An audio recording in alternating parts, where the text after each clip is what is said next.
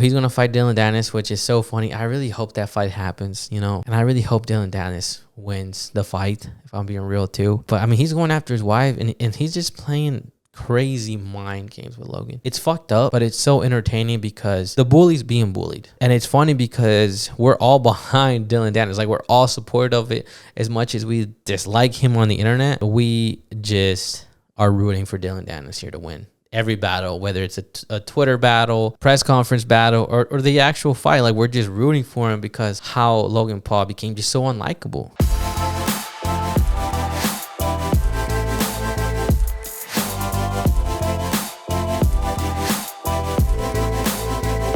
Hey guys, welcome to the False Line Podcast here with episode 156. Today is Friday. I get paid today. I hope you guys get paid today. I hope you guys have a great weekend. I hope you guys had a great week. Nothing exciting happening this weekend, to be honest with you. At least not that I know of. I know there's a UFC fight night, but no big pay-per-view event, this Saturday. So that's a little, I usually just get really excited though when we have pay-per-view events because they're awesome. But with that being said, today I'm just going to talk about some MMA stuff. Excuse me. Some UFC stuff, And I want to talk about the drama with Dillon Danis and Logan Paul, Gideon in there too. So let's get right into it. A little bit about UFC that I really just want to talk about like Sugar and Aljamain and things like that. The first thing on the list that I got for you guys is that, Conor has been talking about coming back for the longest already, right? He's saying that he's going to fight Chandler. He's going to, fight a UFC, and he's always just chirping at somebody like every time there's like a UFC event. So he's kind of becoming like a Dillon Danis. Like we just don't believe him anymore. He's kind of full of it. It seems like. So for him to say he's coming back in December, it's just like, yeah, whatever. Or for him to say that he's gonna fight Chandler, it's like, yeah, whatever. He went after Gaethje, and that got a lot of buzz. Like, oh, can he really come back for Gaethje? Like, and people were looking at that fight. And it's a fight that, definitely gets people's attention. And, recently he was at, what event was it? At the Anthony Joshua's fight, usage fights this weekend. But when he was at the Joshua fight, he talked about how he said he's going to fight Michael Chandler in December. And then that he's going to fight Justin Gaethje for the BMF belt. And then he's going to have the trilogy with Nate Diaz. Who knows if that's true? I hope it is, to be honest with you. I really hope that that's something that Conor does. And that'll be exciting to see him come back. But will he come back? I don't know. So with that being said, he talks about come back in December, like I mentioned earlier. And then Sugar Sean, tweets or replies to the tweet with like eye emojis. And then, he starts hinting and saying, or people start saying like that Sean O'Malley wants to be on the same card as Conor McGregor. Sean O'Malley wants a headline and then have Conor McGregor, co-headline. And I'm like, bro, that would be fucking exciting. And it would probably be one of the best pay-per-views in UFC history, to have Sugar Sean defend his title for the first time. And then Conor, just coming back. And who knows what he can do or what he'll do, like him and Chandler co-main. And then you got Sugar Sean versus Merab or Aljamain. Like that's that pay-per-view event. Like it's gonna be mind blowing. And it'll be a payday for all those guys, So we'll see. I really hope, it gets me excited, that Conor talks about that. And especially someone like Sean, who he just won the belt and he's talking about fighting in December. I'm like, okay, cool. Like he wants to keep, fighting in the UFC, because I know I was kind of like giving him a hard time on last episode at saying that he needs to stay in his division and defend the title in his division, or stay in the UFC, because he's talking about boxing and things like that. So I was just like, bro, come on. So, if they can make that happen in December, you can throw in there another names in there that could make that whole event exciting even more. It would just be awesome. So hopefully, we can get Sugar Sean and Conor in the same card, potentially, whether it's this year or maybe sometime next year. It would just be cool, especially after the way he knocked out Aljamain. It would just be awesome. So the other thing is that I want to talk about is, I saw this tweet, obviously, on, well, not Twitter anymore, X. I saw this tweet where this guy had mentioned, he said, guys, hear me out. Sugar Sean O'Malley could become a 3-division champ. And I was like, oh shit. You know, like, I thought, I was like, there's no way. But then I thought about it and I was like, well, he's at 35 and he can probably be the champion. You know, if he manages to stay on top, defend his title like 2-3 times. And then, you know, maybe Volk has either walked away from the sport or he has moved up, you know. And then he moves up, and then maybe whoever, you know, is champion, whether it's Aaliyah or Max Holloway. I mean, you got Sugar Sean versus Aaliyah or a Max Holloway, and you're just like, oh, that's interesting. And Sean O'Malley, just after that performance, I think he can go up against somebody that's, whether it's Aaliyah or Max or someone at 145. I definitely think Sean O'Malley's definitely can get up there, you know, and do some damage. If I'm being honest, there's no doubt that he can be a double champ, right? So he can go up at 45. So you talk about 55, you're like, man, that's a scary, you know, time or division, right? Which Islam is the champion at the moment. So you got Islam there, you got Charles there, you got Dustin, Justin, Chandler, and I forgot the other guy's name. But anyways, right? So Dustin's probably not going to compete the highest level like that, right? Justin, same thing. You know, by the time Sean O'Malley gets up there, like, those guys are going to be done. Dustin, Justin, Charles Oliveira, maybe. Islam, he'll probably still be there. But, I mean, it's kind of, it'll be opening up. And, you know, if Sean O'Malley, like, he's so young, if he keeps, you know, his mind right, his team strong, and he keeps doing what he's doing, like, you can definitely see him going up at 145 and becoming a double champ, right? But can you imagine seeing Sean O'Malley going to 155, like when he's like 34 or 35, being a 3-division champ? You know, I don't think he'll be able to do it like at the same time, but just in history, you know, maybe he can be a double champ, you know, whatever weight classes, but if he can be a champion in all 3, that's really impressive, you know, and I think he can do it. You know, just being so young, the youngest UFC champion to ever exist, 28 years old. And it just goes to show you what it takes to be a champion. You know, it can't be a 20-year-old, 22. Like, you got to be experienced, and most champions are, I mean, I want to say they're in their 30s. So, and that's something for a reason. It's when they peak and they got that experience and whatever, right? So, you know, do you guys, I mean, I'm curious, you know, do you think Sean O'Malley could ever become a triple champ? Because he probably has, like I said, if he keeps staying healthy and strong or whatever, he has like 8 years left in the UFC. In 8 years, you could do a lot. So it's exciting. The other thing that I wanted to talk about is, so there's a picture that went around. I don't know if it's true or not, but supposedly Aljamain Sterling reached out to Henry Cejudo through Instagram DM, and Aljamain's asking Henry, like, he says something, he's all like, I don't know what he really said. Well, he says something, then he says, like, what do you think, or what do you think I should work on, or how do you, basically asking Henry Cejudo for some advice. And, you know, and Henry Cejudo responds with some decent advice, and Aljamain, you know, talking to him, and you know, they had a small exchange. But it's really interesting that, you know, Aljamain Sterling, as a champion at the moment, had, I mean, he just asked Henry Cejudo for advice, and he could have got shot down or not, but he legit asked for advice from Henry, someone who he beat. And it doesn't matter that he lost, that he beat him, but he wanted to get his input. And I thought it was a very, like, cool thing to see, you know, the champion reach out to someone that he just beat, because he knows that Henry's really good at watching the game, on watching fights, really. You know, he's really good at that, and he's really smart. And he's an Olympian, and he's a double champ. So yeah, Henry definitely knows what he's talking about. So I think it's neat, you know, I think it's really neat that happened. And, you know, I really think Henry Cejudo was rooting for Aljamain, partially probably because he lost to Aljamain, and now that kind of puts Henry in like a worse spot, because like, damn, I lost to Aljamain, and Aljamain just lost to Sugar Sean O'Malley. So I don't know, right? But you know, like I said, that picture went out and it's circulating, and like I said, I just think that Aljamain as a champion to reach out, it's really cool, you know, and the way that Aljamain has handled himself, you know, these few days on social media, he's posting YouTube videos, like it's very cool to see, you know, and he's kind of like, you know, I look at Aljamain, I was watching a podcast and I look at Aljamain and he looks like relieved.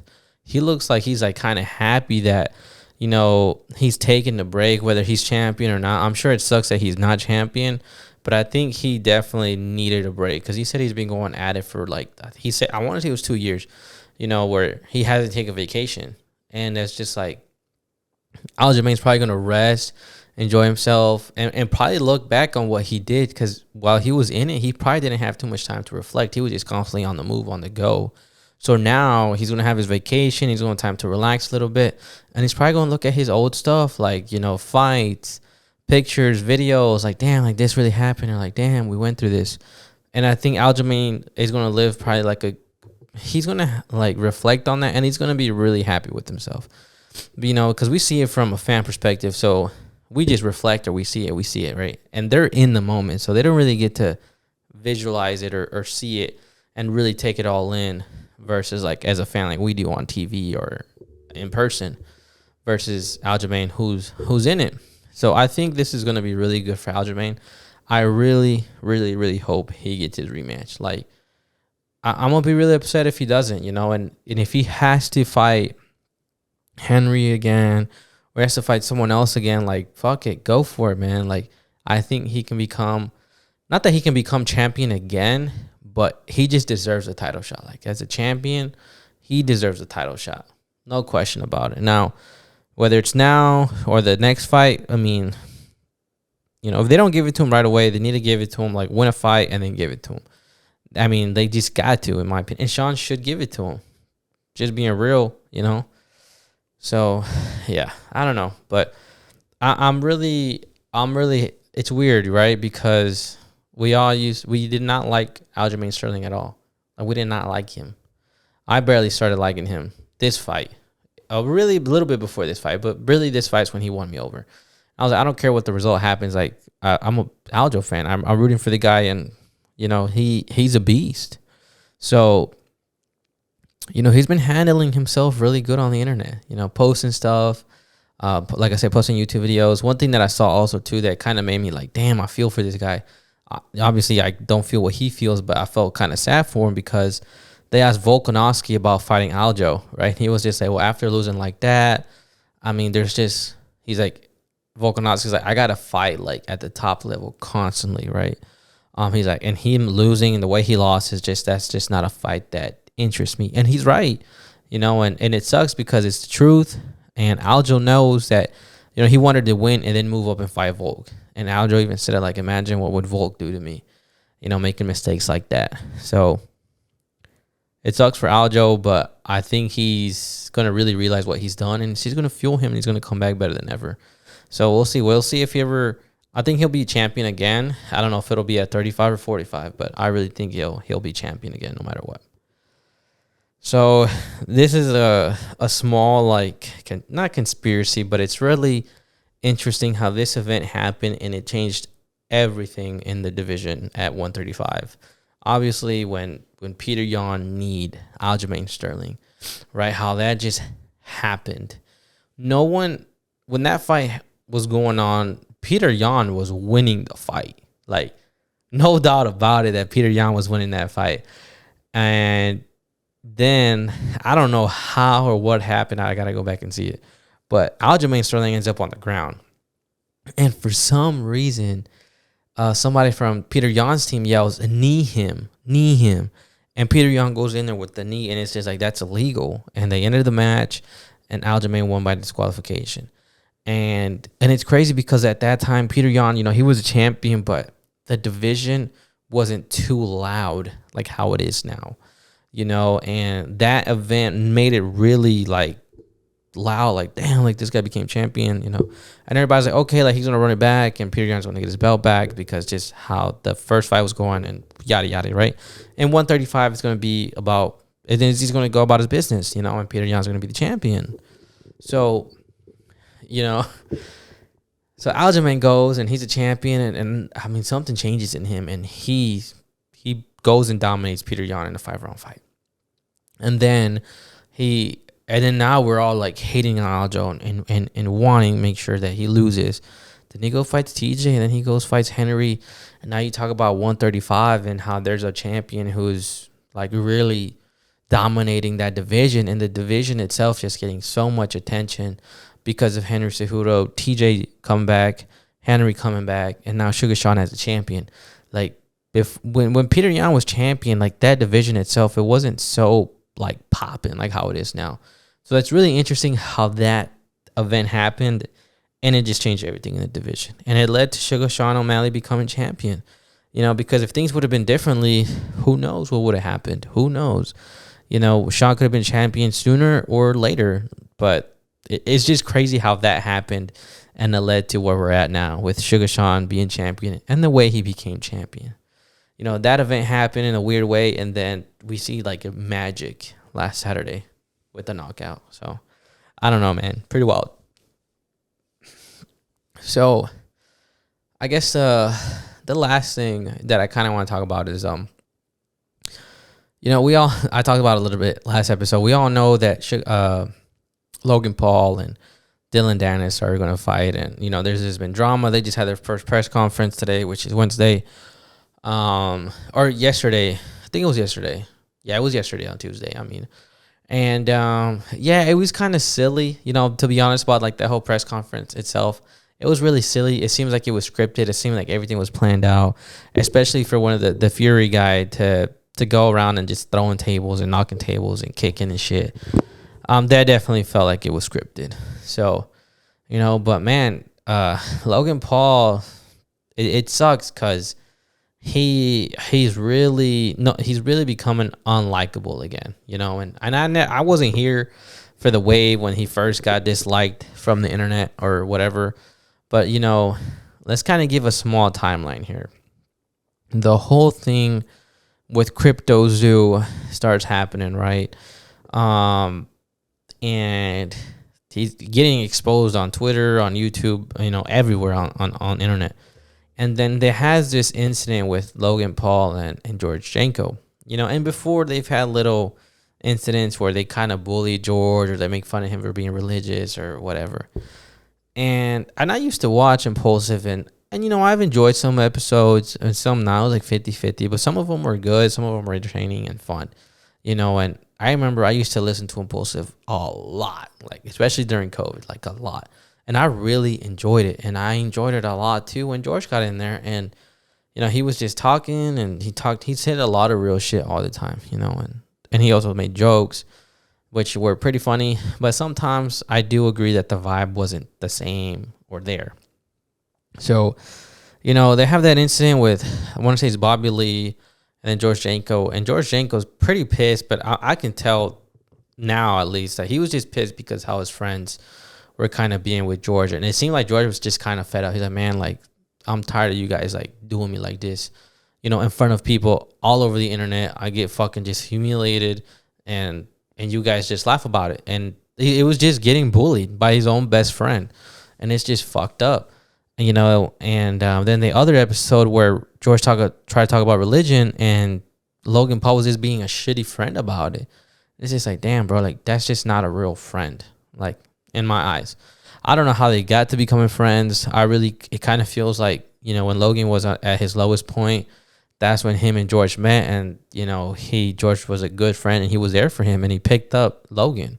You know, now that Logan he's in WWE, he has Prime, you know, he has these collaborations, like, he's making a lot of money. And I feel like now he's really just acting how he always been, you know, like that's always who he has been. You know, whatever happened with Japan, and now everything that's going on now with, like, what that had happened with George, and then the Crypto Zoo stuff, and I mean, even going after Gideon, like, that's just who he is, you know. And then it sucks because someone that like me, that I used to watch the show, was like, damn, like, you know, Logan Paul's cool. I kind of want to be like him. Like, I want to have a podcast. You know, I want to have money. I want to, like, say some real ass shit on the internet. you know, and it kind of seemed like it was just all fake. Like now you see like this real jock cocky dude, which there's nothing wrong with that, but like it's just a lot more now, right? And you can tell it's because of the WWE stuff and Prime and what's the other thing? Yeah, really just WWE and Prime. Like he's making a lot of money, so he's just acting however he wants. I really just think so. So it's like, damn, like that. You could just kind of see who he is. So this is his press conference. You know, he's gonna fight Dillon Danis, which is so funny. I really hope that fight happens. You know, and I really hope Dillon Danis wins the fight. If I'm being real too.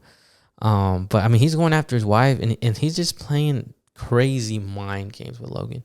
Like it's just it's fucked up, but it's so entertaining because like it's Logan. It's happening to the bullies being bullied, you know, and it's funny because we're all behind Dillon Danis. Like we're all supportive of it as much as we dislike him on the internet.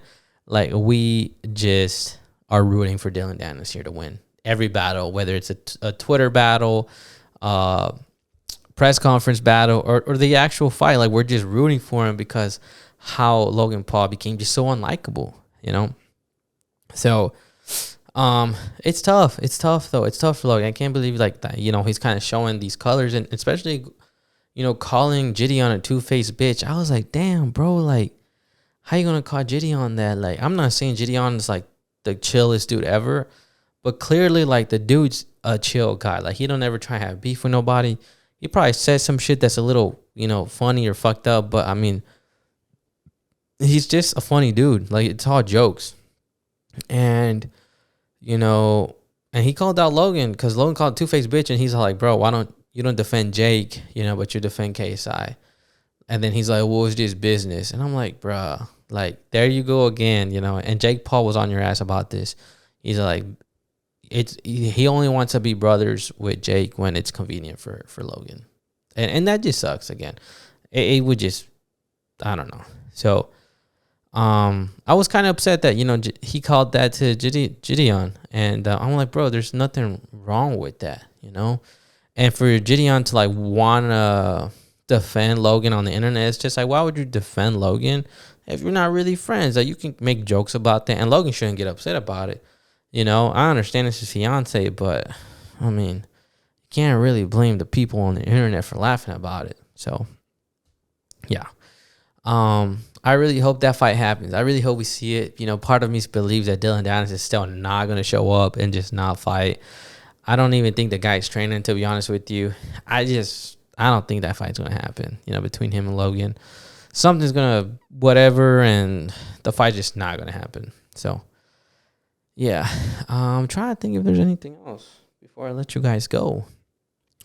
I don't know how I really want to post. You know, whether it's one episode, 2 episodes. This week is going to be 2. Last week was 1. The week before that it was 2. I don't know, man. But I know we have a big UFC fight in like 2-3 weeks. I want to say it's going to be Izzy fighting. I think so. Which is the next UFC event. But we do have Usage fighting on Saturday. He'll probably win. You know, he should have been fighting Fury, to be honest with you.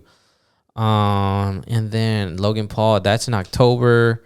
Canelo fights next month, which is exciting again. Who else fights? Who else is fighting? Man, I don't know, but I'm gonna have to get real creative the next few episodes for sure, you know. So guys, let me know what you guys want to see me talk about, and certain fighters, certain things happening, just whatever. I'll see you guys on Tuesday. I hope you guys have a great weekend and had a great week. Peace.